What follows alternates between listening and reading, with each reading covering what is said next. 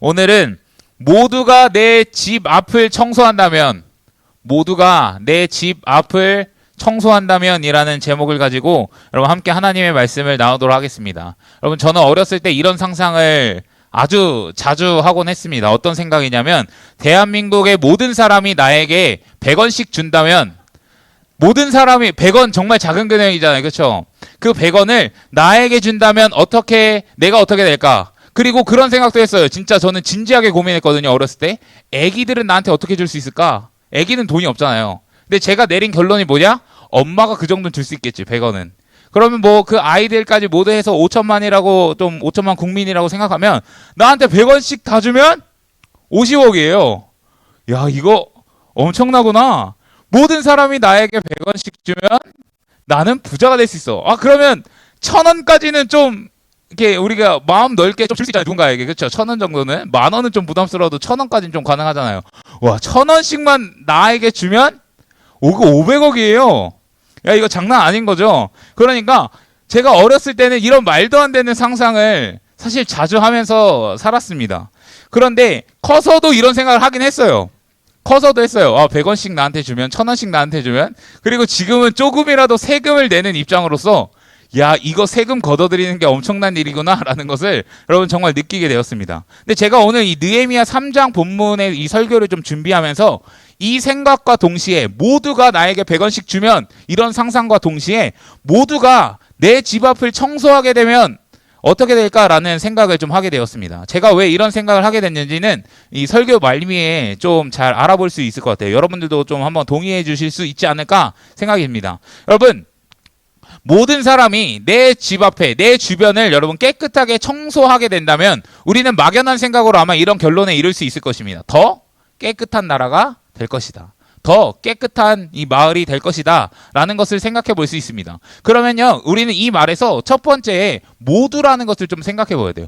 모두가 함께 한다면, 모두가 내 집 앞을 청소한다면, 한 사람도 빠짐없이 내 집 앞에 그리고 내 주변의 근처를 다 청소하게 된다면 아마 모두가 깨끗한 곳에서 살아갈 수 있을 것이다 라고 이야기하는 거죠. 두 번째 포인트는요, 내 집 앞이라고 이야기하는 거예요.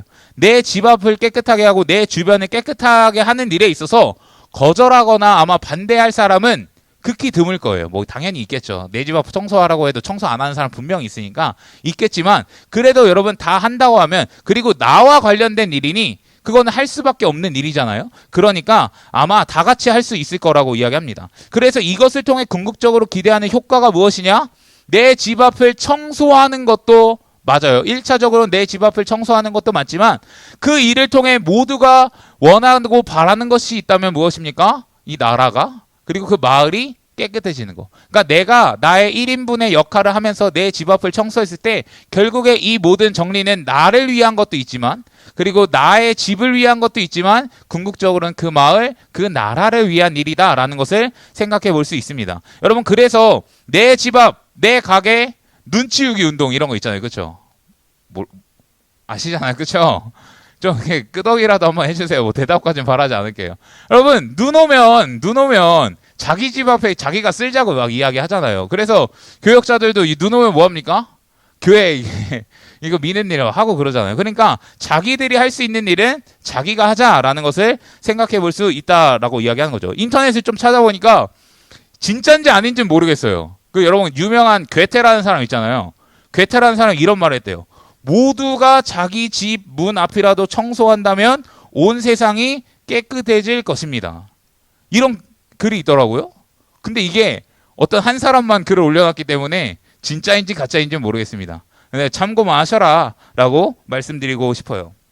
여러분, 우리가 느헤미야서를 계속해서 다루고 있는데, 이 느헤미야서 앞의 이야기를 여러분 좀 생각해보면, 이 금식하고 이제 예루살렘으로 와서 야간 순찰 한번 돌았잖아요. 그리고 이제 비전을 공유했어요. 우리 이제 성벽을 세우자라고 이야기했고, 백성들은요 그것에 동의하면서 이제는 선한 일에 힘쓰기 시작했다는 것을 성경은 기록하고 있습니다. 그러면 이제는요, 그 느헤미야의 그리고 그 주변의 이 남유다의 모든 백성들은요 성벽 짓기를 시작했다라고 이야기하는 거예요. 그러면서 이 3장은요, 누가 어떻게 어디서 일했는지 그것을 상세하게 기록하고 있는 것이 느헤미야 3장의 이야기입니다. 여러분, 성경책 들고 다니세요? 없으시죠? 여러분 3장 보시면 펴보시면 야 이거는 읽어야 되나 이런 느낌이 들어요. 왜냐하면 수많은 사람들의 이름이 나와요. 엄청 족보처럼 기록되어 있는 내용들이기 때문에 이해도 안 되고 막 납득도 안 되고 막 잘 그렇습니다. 그래서 저도 설교자로서 이런 본문 같은 경우에는 어떻게 하고 싶냐면 그냥 1절부터 이게 32절까지거든요. 그냥 통째로 읽고 아멘하고 기도하고 마무리하고 싶어요. 이런 본문 같은 경우 그냥 넘어가고 싶다. 사실 이런 겁니다. 그런데 느헤미야 7장도 그런 본문이거든요. 근데 우리는 그런 본문 안에서도요.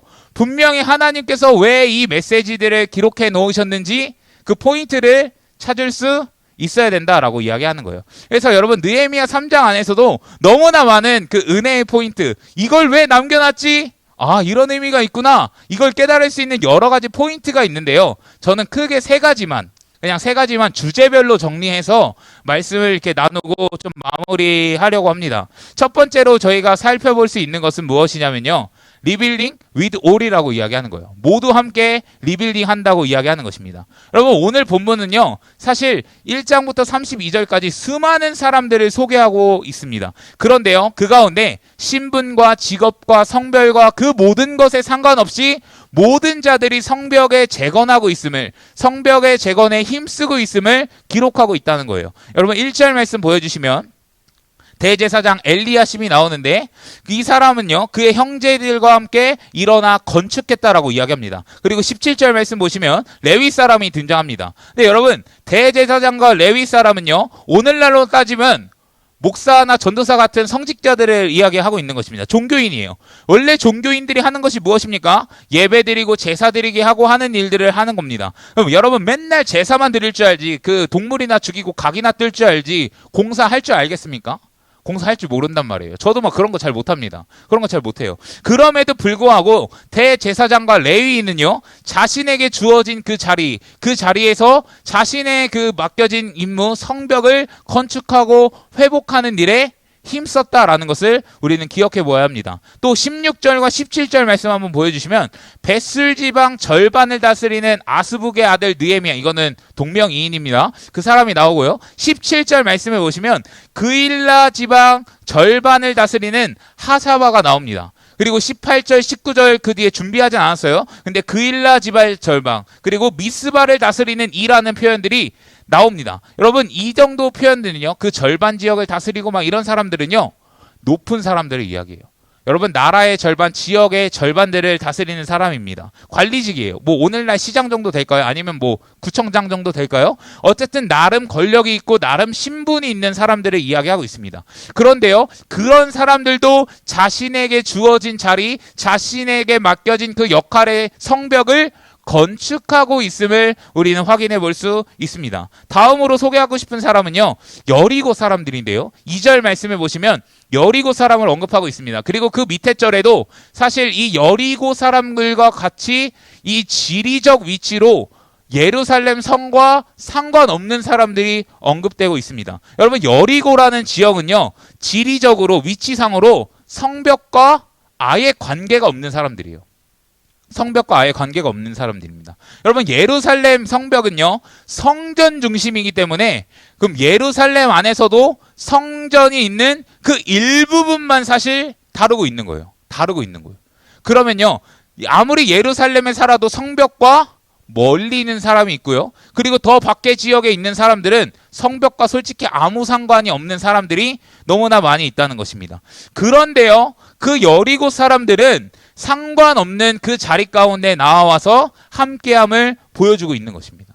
나와 상관없는 일이지만 나라의 일이고 공동체의 일이기 때문에 함께함을 지금 보여주고 있는 거예요. 여러분 느헤미야 설교에서 우리가 기억해야 할 것은 무엇이냐면 공동체의 일이 실제적으로 살다 보면 나와 관련 없게 느껴질 때가 있어요.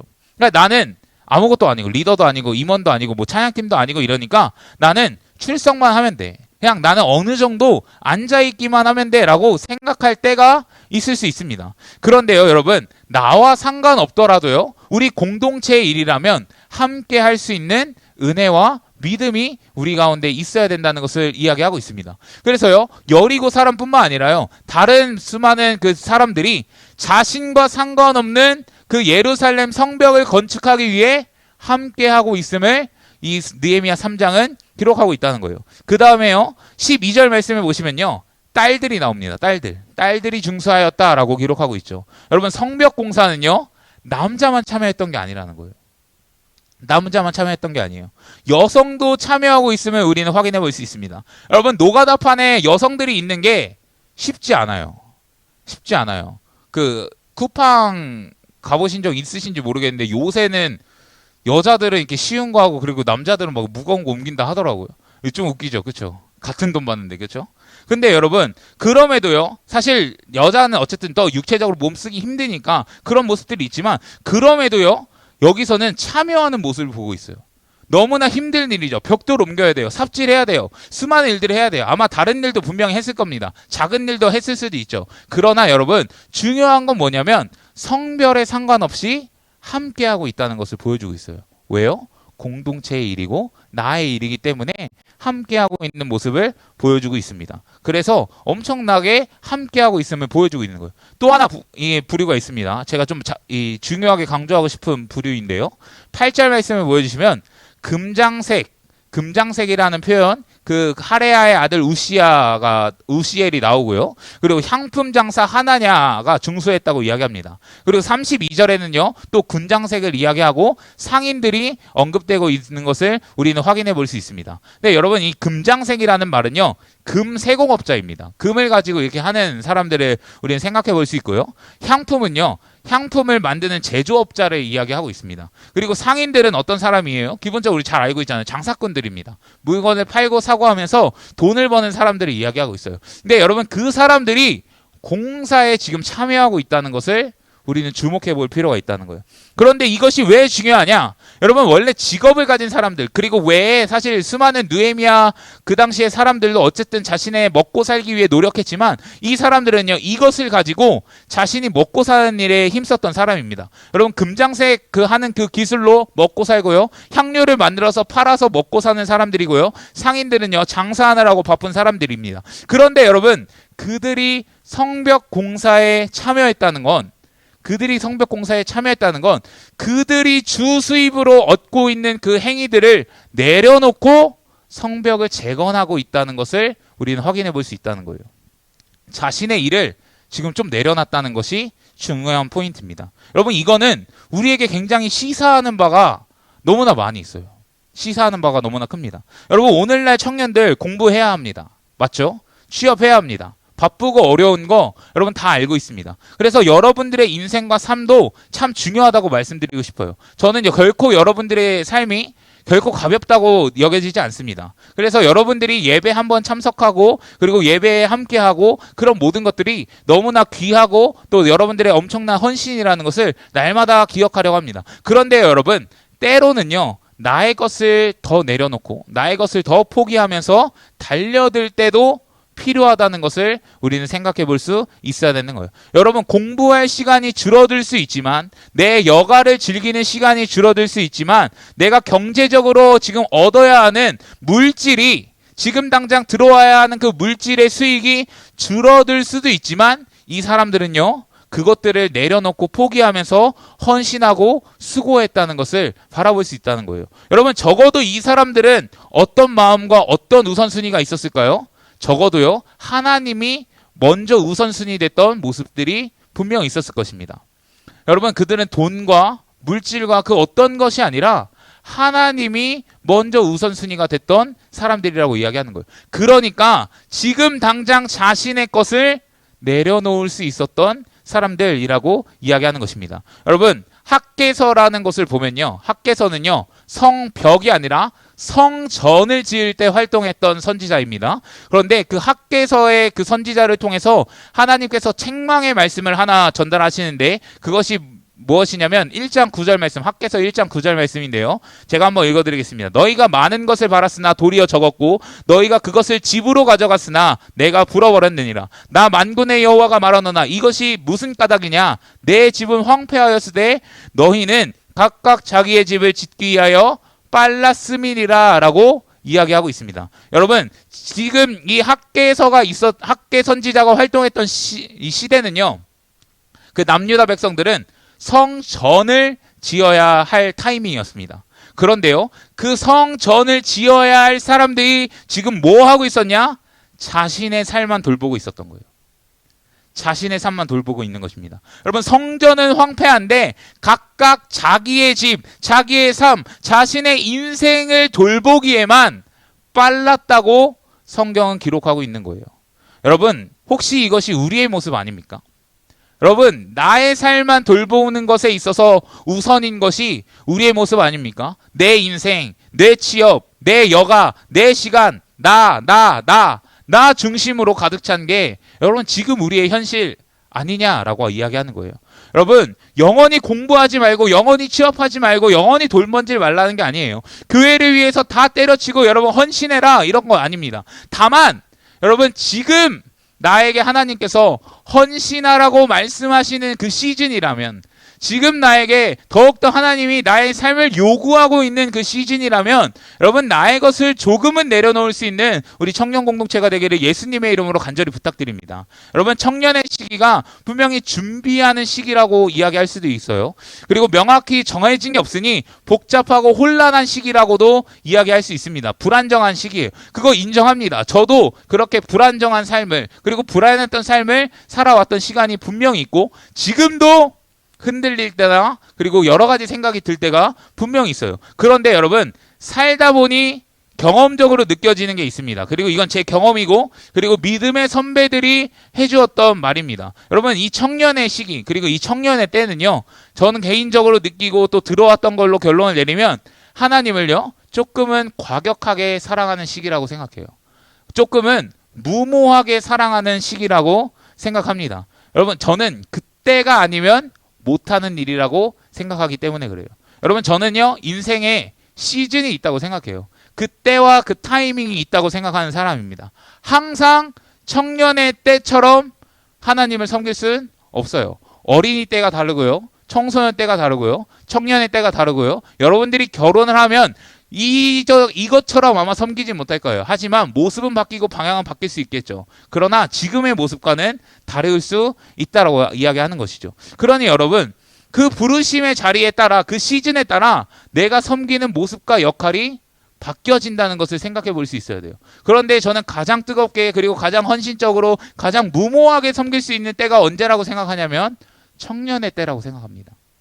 여러분들이 동의하실지 안 하실지는 잘 모르겠어요. 그러나 저는 청년의 때만큼 하나님 앞에 미칠 수 있을 때가 얼마나 있을까라는 생각을 하게 됩니다. 그래서 여러분들에게 한번 믿음으로 도전하고 믿음으로 좀 권면 한번 드려보고 싶어요. 여러분, 청년의 때에 하나님을 더 사랑하셨으면 좋겠고요. 하나님을 조금 더 무모하게 사랑해 보셨으면 좋겠고, 무모하게 한번 헌신해 보시는 여러분들 되셨으면 좋겠습니다. 근데 여러분, 학개서 제가 이야기했는데, 학개서에서 자기가 돈 많이 벌고 싶고 막 그렇게 하다가 어쨌든 성전 짓는 일 안 하고 있잖아요. 그 학개서의 메시지를요, 사실 이 신약 성경의 메시지로 풀어보면 이 메시지와 같습니다. 마태복음 6장 33절 말씀인데요. 같이 한번 읽어보겠습니다. 시작. 그런즉 너희는 먼저 그의 나라와 그의 의를 구하라. 그리하면 이 모든 것을 너희에게 더하시리라. 여러분, 아멘이십니까? 여러분, 정말 아멘이십니까? 여러분, 이 학개서의 1장 메시지를요, 신약적으로 풀어내면 마태복음 6장 33절 말씀과 같습니다. 그래서 학개서에서 먼저 요구하는 것이 무엇이냐? 성전 지어라 이거예요. 다른 거 우선순위 삼지 말고 성전 지어. 너 삶을 돌보는 거 잠깐 내려놓고 성전 지어라고 이야기하고 있는 것입니다. 사랑하는 청년 여러분, 이 하나님의 말씀을 기억하시면서 청년의 때에, 그리고 하나님 앞에 헌신할 수 있는 여러분들 되셨으면 좋겠습니다. 오늘 그 느헤미야 본문에 그 기술자들이 자신의 먹고 사는 것을 영원히 내려놓은 게 아니에요. 잠깐 내려놓으면서 그 공동체를 위해, 그리고 성벽 재건을 위해, 그리고 더 궁극적으로 하나님 나라를 위해 힘썼던 것처럼 우리 청년 여러분들도 그렇게 하나님 앞에 나아가실 수 있는 여러분들 되셨으면 좋겠습니다. 여러분, 느헤미야 3장에서는요, 제가 아까 서두에 언급했듯이 다양한 사람들이 자신의 직업과 성별과 나이와 신분에 상관없이 이 성벽 공사에 함께함을 이야기해주고 있습니다. 간절히 부탁드리는 것은요, 우리 청년 공동체 모두가 여러분 공동체를 세우고 예배를 세우고 다시 한번 리빌딩 하는데 온 마음과 정성을 쏟을 수 있기를 간절히 축복합니다. 성벽이 52일 만에 재건됐다고 느헤미야서는 기록하고 있습니다. 어떻게 그렇게 빠르게 그 넓었던 성벽이 재건될 수 있었을까요? 모두가 함께 했기 때문입니다. 모두가 함께 했기 때문이에요. 그래서 여러분, 우리도 같은 목적과 같은 비전을 가지고 달려나가는 그 모든 과정 가운데 함께 할 수 있기를 예수님의 이름으로 간절히 부탁드립니다. 여러분, 두 번째는요, 내 집 앞부터 하라는 거예요. 내 집 앞부터 회복을 시작해야 된다는 것입니다. 여러분, 10절과 23절 말씀 보시면요, 이런 표현이 나와요. 자기 집과 마주대한 곳, 그리고 집 맞은편 부분, 그리고 집에서 가까운 부분이라는 표현, 그리고 10절과 23절이 아니더라도 이런 비슷한 내용들이 계속해서 반복돼서 나오는 것을 바라볼 수 있습니다. 그러면요, 대부분의 사람들은, 뭐 사람마다 사실 다르겠지만 대부분의 사람들은요, 자신의 집과 가까운 곳, 자신의 집 주변을 세우고 회복하는 일을 했다는 거예요. 저는 느헤미야가 탁월했던 부분이 좀 이런 모습이 아니었나 생각합니다. 자기 집 앞, 자기 집과 가까운 곳, 내 삶의 영역에서부터 회복을 시작하는 거예요. 내 삶의 영역에서부터 회복을 시작하는 것입니다. 여러분, 고대 사회에서는요, 전쟁이 빈번하게 일어났던 시기였기 때문에 어쨌든 자기 집 안에서 있는 튼튼한 성벽을 건축하는 것은요, 자기를 보호하고 가족을 보호하는 최고의 방어 수단이 되었습니다. 그래서 여러분, 자신의 집 주변부터 성벽을 세우는 일은 나를 위한 것이고 가족과 관련된 일이기 때문에 동기부여가 잘 될 수밖에 없죠. 이거는 일단은 누구를 위한 겁니까? 나를 위한 거잖아요. 그런데 여러분, 자기 집 주변에 성벽을 세우는 일은 궁극적으로 모두가 자기 집 앞에 성벽을 잘 세우면 어떻게 될까요? 그 나라의 성벽이 잘 세워지는 것을 우리는 확인해 볼 수 있다는 거예요. 그러니 여러분, 자기 집 앞에서부터 성벽을 세우게 만들었다라고 하는 것입니다. 근데 이것이 여러분, 우리 신앙에서도, 우리가 리빌딩하는 이 과정 속에서도 동일하게 적용되는 것 같아요. 여러분, 공동체를 세우고 회복하는 데 있어서 저는 가장 먼저 자신의 신앙을 먼저 회복할 수 있는 사람이 되어야 된다고 생각합니다. 그리고 나의 회복은요, 결국엔 공동체의 회복으로까지 이어질 수밖에 없다는 거예요. 여러분, 그럼 어떻게 하면 나의 신앙, 나의 믿음을 좀 회복할 수 있을까? 어떻게 나의 집부터 좀 고칠 수 있을까 고민해 봐야겠죠. 여러분, 어떻게 할 수 있을까요? 뭐 말씀 보면 되는 겁니까? 기도하면 되는 겁니까? 네, 그거 맞아요. 그거 얘기할 건데요. 그것을 하는 것에 있어서 중요한 게 포인트 찍을 게 있어요. 무언가를 하려고 하는 게 아니라요. 행위로서가 아니라 하나님과의 관계를 위한 것임을 여러분 꼭 기억하셔야 돼요. 이게 거꾸로 되면 안 돼요. 내가 신앙을 회복하기 위해 큐티해야지가 아니라 내가 하나님과 가까워지기 위해 큐티로 말씀으로 하나님 앞에 나아가야지. 내가 하나님과의 관계를 더 누리고 그 사랑을 누리고 그 은혜를 누리기 위해 말씀과 기도와 예배로 나아가는 거지, 내가 이걸 했다고 해서 무조건 하나님과의 관계가 회복되고 나 신앙 좋아라고 얘기할 수 없는 것이기 때문에 그렇습니다. 그래서 여러분들이 기억해야 할 것은 무엇이냐면요, 하나님과의 관계에 힘써야 된다는 거예요. 여러분, 무엇에 힘쓰고 계십니까? 여러분, 회복하고 신앙을 다시 한번 재건해 나가는 데 있어서 여러분 무엇에 힘쓰고 있습니까? 단순히 율법적으로 큐티하는 것에 있습니까? 종교적으로 기도하는 것에 있습니까? 여러분, 중요해요. 종교적으로 하는 것도 중요해요. 그런데 더 중요한 것은요, 그것을 통해 하나님을 만날 수 있어야 돼요. 그것을 통해 주님을 경험할 수 있어야 돼요. 그것을 통해 하나님을 인격적으로 알아가는 시간이 나에게 쌓일 때에 내 삶의 회복이 일어나는 것이 율법적으로 큐티했다고 끝나는 것이 아니라고 이야기합니다. 여러분, 그러면 이제는 구체적으로 행동할 수 있어야겠죠. 본질은요, 하나님 만나고 하나님 경험하고 그 사랑 누리는 거예요. 그러면 아까 얘기했던 예배하는 것으로 여러분 그 방법이 구체적인 방법으로 나아가는 거예요. 그러니 여러분 제발 부탁드릴게요. 예배 여러분 제발 부탁드립니다. 빠지지 마세요. 여러분, 청년들이 청년부 예배 안 드리고 도대체 어디 가는지 모르겠어요. 여러분 제발 예배하시기를 예수님의 이름으로 간절히 부탁드립니다. 두 번째는요, 말씀과 기도예요. 여러분 날마다 말씀 먹고 세워질 수 있는 사람이 되어야 됩니다. 여러분 묵상하셔야 돼요. 여러분 이제 홀리클럽 끝나고 이제 창세기 말씀 묵상하는데 저 개인적으로 조금 은혜롭더라고요. 창세기 오랜만에 말씀 묵상하는데 뭐 은혜 좋은데? 여러분, 그 안에서 하나님과의 관계를 누리고 나를 살피시는 하나님 그거 본문 보면서 공감하는 사람은 큐티하는 거고 이제 공감 못하는 사람은 큐티 안 한 거겠죠. 나를 살피신 하나님, 굉장하구만. 제가 이게 느꼈거든요. 그러면서 여러분 그 말씀을 묵상하고 그 하나님을 경험한 것을 가지고 이제는 내 삶 속에서 그 말씀을 살아내는 것까지 하는 겁니다, 여러분. 아시겠죠? 말씀 묵상은요, 큐티 했다고 끝이 아니라 살아내는 행위까지 하는 것입니다. 그러니 여러분, 말씀 묵상하고 말씀을 채우고 경험하면서 그 말씀대로 살아갈 수 있는 여러분들 되셨으면 좋겠고요. 그리고 말씀 플러스 기도가 있어야 돼요. 여러분, 기도만 하는 사람도 문제 있고요. 말씀만 보는 사람도 문제 있습니다. 그러니까 여러분, 기도할 수 있어야 돼요. 여러분, 제가 살아내는 것을 이야기했는데 사실 우리는요, 그 말씀대로 살아갈 힘과 능력이 없어요. 없어요. 어느 정도 의지적으로 할 수 있겠죠. 그리고 의지도 필요합니다. 그러나 여러분, 정말 우리가 하나님의 말씀대로 살아가고 싶으면요, 하나님의 은혜가 필요해요. 기도함으로 그 은혜를 공급받는 것입니다. 그러니 여러분, 하나님과의 관계를 두고 말씀으로 기도로 나아갈 수 있는 여러분들 되시기를 간절히 소원합니다. 그리고 마지막으로 한 번 더 이야기하고 싶은 거는요, 이 시즌에만 강조할 수 있는, 이 여름 시즌에만 강조할 수 있는 겁니다. 뭡니까? 수련회, 여러분, 수련회 참석하시길 주님의 이름으로 간절히 부탁드립니다. 여러분, 특별히 여러분 하나님께서 저는 허락하신 자리라고 생각합니다. 매년 뻔한 행사라고 생각하면 우리의 시선이 이제 거기까지밖에 없겠지만요. 여러분, 저는 하나님이 어쨌든 필요하시다고 하기 때문에 이 수련의 자리를 그래도 때마다, 그리고 시가 될 때마다 허락하신다고 생각해요. 그 특별한 부르심이 있는 곳에는요, 여러분, 특별한 은혜가 분명히 있는 줄 믿습니다. 여러분, 설교 제가 하거든요. 미치겠어요. 설교를 잘할 자신이 없어요.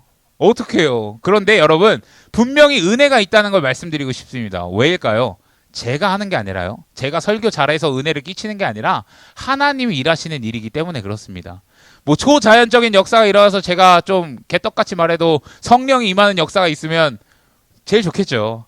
아니, 저도 최선을 다해서 준비할 거고 분명히 하나님도 은혜를 내려주시기 위해 수많은 것들을 준비하고 계실 겁니다. 그러면 여러분, 우리도 그 자리 가운데 함께해서 그 은혜를 공급받는 것이 성도의 본분이고 마땅한 역할이라고 생각합니다. 그러니 여러분, 하나님이 하실 일들을 기대하시고 사모하시면서 여러분, 그 은혜의 자리 가운데 참석할 수 있는 여러분들 되셨으면 좋겠습니다. 제가 수련의 주제 잠깐 한번 설명해 볼게요. 저희 수련의 주제 공개 안 됐잖아요. 그렇죠? 네, 리본입니다. 리본. 저희 리빌딩 리본. 네. 리가 계속 붙죠. 네. 여러분, 리본입니다. 다시 태어나야 돼요. 여러분, 무너진 신학이요? 여러분, 다시 태어나야 됩니다. 여러분, 바쁜 일 있고 알바, 연차 개수 이런 거 다 있는 거 압니다. 그래도 여러분, 권면드리고 싶어요. 내가 은혜를 사모하는 것만큼, 갈망하는 것만큼 여러분, 함께 할 수 있기를 예수님의 이름으로 간절히 부탁드립니다. 이 모든 것은요, 수련회도 마찬가지예요. 수련회도 관계를 위한 것임을 여러분 꼭 기억하시길 부탁드립니다. 그냥 행사하려고 하는 게 아니라 안 하는 게 제일 편해요. 여러분 아시죠? 안 하는 게 제일 편합니다. 그런데도 하는 이유는 무엇이냐면 관계를 위한 거예요. 하나님과의 관계, 이웃과의 관계를 위한 것입니다. 그러니 여러분, 하나님과의 관계, 그 만남을 위해서요, 예배하는 데 힘쓰시고요, 말씀과 기도에 힘쓰시고 이 시즌엔 특별히 수련회에 함께 하실 수 있는 여러분들 되시기를 예수님의 이름으로 간절히 부탁드립니다. 마지막으로는요, 크게 보는 시선입니다. 크게 보는 시선. 여러분, 공사는요, 현실입니다. 그렇죠? 여러분, 공사는 현실이에요. 손에 흙이 묻고 땀도 흘리면서 지치고 분명히 하기 싫을 때도 있고 하다 보면 이걸 내가 왜 하고 있냐, 이런 생각도 드는 것이 막노동의 일입니다. 근데 여러분, 어떤 이가 느낄 때는 야, 이거 그냥 노동 아니야? 라고 여길 수 있단 말이죠. 근데 여러분, 이 성벽 재건의 의미를 우리는 다시 한번 생각해 봐야 돼요. 단순한 공사가 아니라요, 그들의 신앙을 위한 일이었고 하나님 나라 회복과 관련된 일이었어요. 단순히 벽을 짓자가 아니에요. 신앙과 관련된 일이고요, 하나님 나라와 관련된 일입니다. 이것을 우리는 기억할 수 있어야 되는 거예요. 여러분, 이 사람들이 동기부여가 되고 이런 것도 있겠지만요, 하나님의 일이었다는 것을 볼 줄 아는 사람이었어요. 하나님의 일인 것을 볼 줄 아는 사람입니다. 여러분, 우리도 교회 생활하고 또 여러분들 청년으로서 수많은 헌신과 봉사하다 보면 이런 표현 우리 쓸 때 있죠. 교회 일. 교회 일이라는 표현 쓸 때 있습니다. 저도 교회 일이라는 표현을 참 많이 씁니다. 근데 여러분, 이 교회 일이라는 이 표현이 어떻게 보면 이게 거룩하거나 아니면 뭔가 긍정적으로 여겨지기보다는 사실 우리는 교회 일 하러 가야 돼라고 이야기해야 돼. 부정적인 뉘앙스로 사실 사용할 때가 참 많이 있습니다. 그래서요, 그냥 교회에 가서 진짜 우리가 사회에 가서 그냥 노동을 하듯이 내가 그냥 여기 가서 시간 써야 돼. 나 오늘 여기 가서 그냥 에너지 써야 돼. 그냥 세상의 시선으로 좀 좁은 시선으로 우리는 바라볼 때가 있다는 거예요. 그런데 여러분, 우리는 더 큰 시선으로 바라볼 수 있는 믿음이 필요하고요. 시선이 필요하다는 거예요. 여러분, 뭐 단순히 교회 안에서 여러 가지 뭐 청소하는 일이 될 수도 있고, 뭐 회의하는 일이 될 수도 있고, 교회 학교 교사하시는 분들 많이 있잖아요. 뭐 아이들 돌보는 일, 이 정도가 아니라 여러분, 우리는 더 믿음의 눈을 들고 궁극적인 목표를 바라볼 수 있어야죠. 그것은 다 하나님 나라를 위한 일이고요. 복음을 전하기 위한 일이고요. 예배를 세워가는 일이라는 것을 여러분, 우리는 기억할 수 있어야 되는 거예요. 더 높은 가치, 더 높은 시선으로 바라볼 수 있어야 돼요. 근데 우리의 시선이 너무 인본주의적으로 바뀐 것 같아요. 너무 세상의 시선으로. 너무 동의해요? 너무 동의한가? 너무 우리는 그냥 교회 일, 노동 4시간 쓰는데 그냥 나 착취하는데 가끔은 이렇게 생각할 때가 있다고 이야기하는 거예요. 그런데 시선을 바꿀 수 있어야 돼요. 어떻게 바꿀 수 있을까? 저는 공통점이 있다고 생각해요. 아까 위에서 언급했던 모든 사람들의 공통점, 비전에 동의했기 때문에 그래요. 비전에 동의했기 때문에. 비전에 동의했으니까 움직일 수 있었던 거예요. 여러분, 하나님의 비전이라는 것을 아니까, 하나님의 마음이 무엇인지 아니까 넓은 시선으로 바라볼 수 있다고 이야기하는 거예요. 그러니 자신의 물질도 내려놓을 수 있는 것이고요. 자신의 속에 흙을 묻힐 수 있는 거예요. 여러분, 우리의 작은 섬김과 헌신이지만 궁극적으로 그 넓은 범위에서 본다면 여러분, 하나님 나라를 확장하는 일임을 여러분 꼭 명심하시기를 부탁드립니다. 여러분, 교회 학교 교사로서 아이들 섬기는 거요, 복음을 전하고 하나님 나라를 세워가는 일이라는 것을 여러분 명심하셔야 돼요. 그거 없이 교사하면요, 그냥 키즈카페 알바랑 뭐가 다릅니까? 맞잖아요. 그쵸? 근데 여러분, 그 사명이, 그리고 그 시선이 없으면요, 교사 사역 끝까지 못하는 거예요. 여러분, 국수 식당에서 우리 국수 많은 거 우리는 안 하지만 어른들 하잖아요. 여러분, 그 국수를 나눠주면서 할 수 있는 거, 천국에서 누리를 성도의 교제를요, 이 땅에서 실현시키는 일이라는 거예요. 그래서 국수 먹으면서 교제하고 또 말씀에 대해서 나눌 수 있는 일 아니겠습니까? 그리고 누군가는요, 그 안에서요, 감사와 사랑을 경험하기도 한다는 거예요. 왜? 모든 사역이 여러분 마찬가지입니다. 여러분, 권면드리고 싶어요. 찬양팀 여러분 단순히 악기 연주하고 노래하는 게 아니라 예배를 세우고 하나님 나라를 세워간다는 그 마음으로 여러분 헌신할 수 있으셔야 돼요. 여러분, 구약 시대 때 보면요, 전쟁을 나가고 하나님이 역사하시는 그 거룩한 전쟁을 향해 나아갈 때에 가장 먼저 앞에 있는 게 찬양팀입니다. 여러분, 찬양팀이에요. 전쟁하러 나가는데 찬양팀이 제일 앞에 있다니까요. 하나님이 역사하는 거기 때문에. 그리고 찬양이 그렇게 영적으로 중요한 일이기 때문에 그렇습니다. 그러니 여러분, 그런 사명을 가지고 일하셔야 돼요. 임원 여러분, 교회 일, 그냥 청년부 일이 아니라요, 여러분 예배 공동체, 그리고 말씀 공동체, 교제 공동체, 그리스도의 몸된 교회를 세워나가기 위해 여러분 부름 받으셨다는 것을 꼭 기억하셔야 돼요. 특정 기간 여러분 부름 받은 일입니다. 그러면 그 일에 여러분 마음 다해 헌신할 수 있기를 간절히 부탁드려요. 리더 여러분, 단순히 출석 확인 그냥 체크하는 것이 아니라 하나님 나라 백성을 돌보고 목양하는 일로 여러분 부르셨습니다. 그러면요, 우리는요, 모든 것을 다해서 예수 그리스도께서 나에게 하셨듯이 이제는 그 영혼들이 이탈되지 않도록 여러분 그 생명을 책임지는 일로 부르셨다는 거예요. 여러분, 그 궁극적인 사명과 목표를 기억하셔야 되는 거예요. 그리고 왜 나는 아무것도 안 맡았는데요 라고 말하시는 분들 있으시죠? 그런 분들을 위해서도 여러분 준비했습니다. 여러분, 예배나 이 행사에 참여하고 출석하는 정도의 개념이 아니라요, 출석 체크의 개념이 아니라 여러분 함께함으로 참여하고 만들어가는 일임을 여러분 꼭 기억하시길 부탁드립니다. 여러분, 성경은요, 하나님 나라를 다양하게 비유하는데 그 중에 하나가 뭐냐면 잔치입니다. 잔치예요. 여러분, 잔치에 필요한 게 있어요. 잔치의 주체자도 필요하죠. 뭐 오늘날로 따지고 보면 임원, 리더들, 뭐 찬양팀, 뭐 이렇게 예배를 섬기는 자들이 있을 겁니다. 그러면 잔치에 또 누가 필요합니까? 손님이 필요합니다. 여러분, 그 하나님 나라를 어떻게 만들 수 있을까요? 주체하는 사람만 있는 것이 아니라요, 함께 하는 자가 함께 만들어가는 거예요. 그러면요, 여러분들은 아무것도 안 해도 되는 것이 아니라 이곳 가운데 뭐 한다 그러면 오케이, 내가 시간 딱 9분 출동 하는 마음으로 여러분 함께 할 수 있는 우리 청년 공동체 되기를 예수님의 이름으로 간절히 부탁드려요. 여러분, 어떤 드라마 짤을 보니까요, 이런 이야기를 해요. 엄마 청소하는 거 아무도 안 알아줘도 세상에 필요한 일이야, 이런 얘기를 해요. 저는 좀 은혜 받았는데 아닌가?